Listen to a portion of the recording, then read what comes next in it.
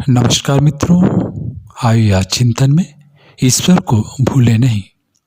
जीवन में आगे बढ़ने के लिए उत्साह का बहुत महत्व है।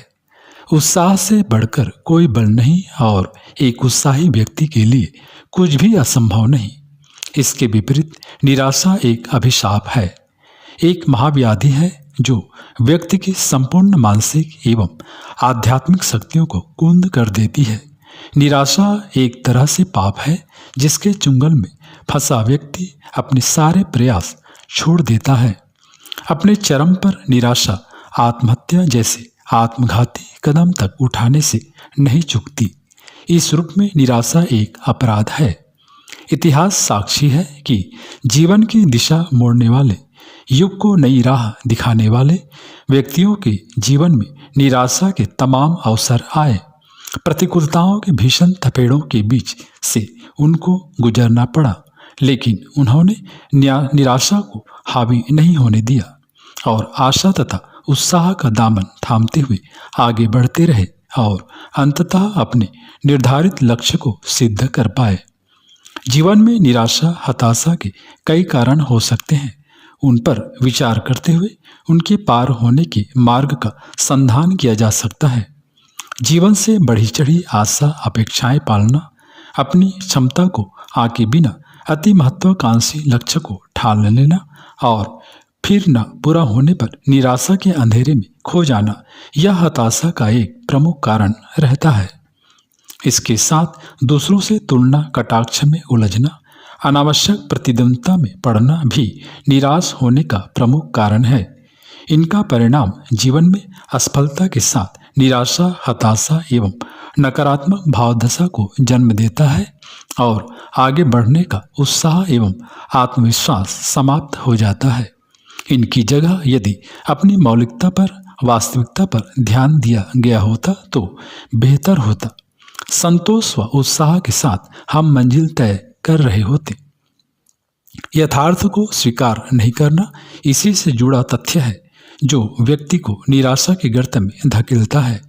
परिस्थिति व समाज के साथ अपनी सत्यता को स्वीकार किए बिना अपनी कल्पना और मनोभावों की दुनिया में विचरण करना भी निराशा को निमंत्रण देना है। सारी दुनिया को अपने इशारे पर चलने के लिए विवश देखना एक विकृत सोच है, अहम केंद्रित भ्रम है जिससे बाहर निकलना अभिष्ट है। अपने यथार्थ को स्वीकार करने में ही भलाई है। अपने अकिंचन से भी सत्य को स्वीकार कर इसे निखारने में समझदारी है, जिसके आधार पर मौलिक सफलता की मंजिल खड़ी की जा सकती है। कितने सफल व्यक्ति जहां खड़े थे वहीं से छोटा सा कार्य उन्होंने आरंभ किया और फिर उत्तरोत्तर रूप से इसमें सुधार करते हुए उन्नति के शिखर तक पहुंचे, क्योंकि इनकी शुरुआत यथार्थ के कठोर धरातल से ही हुई थी। बीते हुए जीवन की गलतियों, हानि, अपमान एवं पीड़ाओं को याद करना, उन्हें नहीं भूल पाना भी व्यक्ति को निराशा के अंधेरे में धकेलते हैं। जीवन के इन अंधेरे पक्षों को कोई नकार नहीं सकता, लेकिन सोचने पर स्पष्ट होता है कि बीते हुए समय को वापस नहीं लाया जा सकता। अतः उनसे आवश्यक सबक सीखते हुए वर्तमान को सजाने संवारने में ही समझदारी है। पुरानी गलतियों का परिमार्जन अभिष्ट है। खोदे गड्ढों को भरकर नए निर्माण का प्रयास उचित है। थोड़ा विवेक के साथ काम करें तो भूतकाल की पीड़ा, वेदना व हानि को अपने उत्कर्ष की सीढ़ी बनाया जा सकता है। फिर दुनिया में किसी हानि, वेदना, दुख, अपमान नहीं सहना पड़त। यदि हम चारों ओर नजर उठाकर देखें, विषमताओं की अगणित अग्नि परीक्षाओं को पार कर मंजिल तक पहुंचे महापुरुषों की जीवनियों पर गौर करें तो पाएंगे कि अपना दुख, कष्ट, पीड़ा एवं संघर्ष तो उनके समक्ष कुछ भी नहीं। वे आशा, दाढ़, सांत्वना देते प्रतीत होंगे। शारीरिक रोग, दुर्बलता, अपंगता एवं प्रतिकूलता भी उत्साह को तोड़ने वाले स्वाभाविक कारण बनते हैं, लेकिन इस संसार में कोई भी चीज स्थायी नहीं रहती और फिर यहाँ हर रोग व समस्या का उपचार है, समाधान है। इस विश्वास के साथ यदि चरणबद्ध रूप से आगे बढ़ते गए तो जीवन में शनैः शनैः स्वास्थ्य का अर्जन होगा। अपनी दुर्बलता व अपंगता को भी शक्ति में रूपांतरित करने के सूत्र समाधान मिलेंगे तथा जीवन में आशा का संचार होगा। नए उत्साह के साथ जीने के कारण हाथ लगेंगे और अंततः प्रतिकूलताएं अनुकूलता का रूप ले लेंगी।